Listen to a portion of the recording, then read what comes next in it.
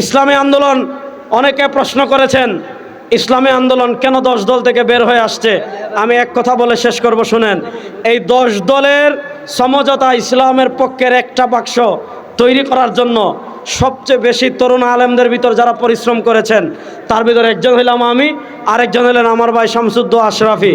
আমাদের থেকে কষ্ট কেউ বেশি করেন নাই। কেন আমরা সরে আসছি?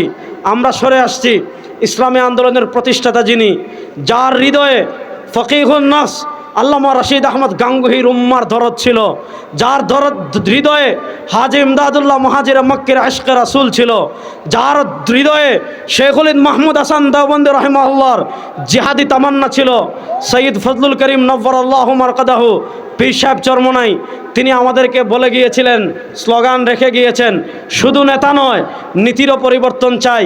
আমাদের নীতি ছিল ইসলামকে সংসদে নেব, শরিয়াকে সংসদে নেব।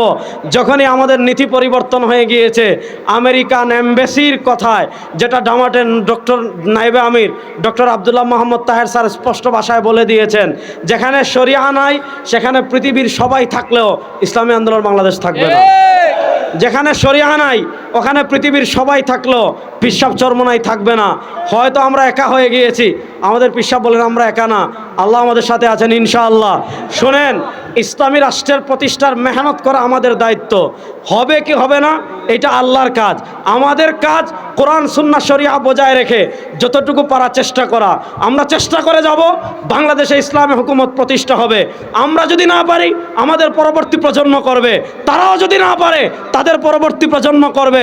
একদিন না একদিন এই বাংলাদেশে আমরা প্রকৃত ইসলাম দেখবই দেখবো ইনশাআল্লাহ।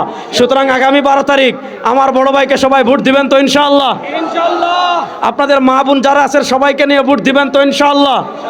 ঘরে ঘরে পীর সাহেব চরমনাই সালাম পৌঁছিয়ে হাত পাখার দাওয়াত পৌঁছে দিবেন তো ইনশাআল্লাহ?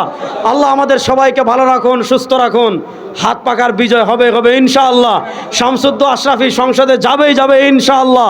নাসরুম মিনাল্লাহ ওয়া ফাতহুন করিব। আসসালামু আলাইকুম ওয়া রাহমাতুল্লাহি ওয়া বারাকাতুহু।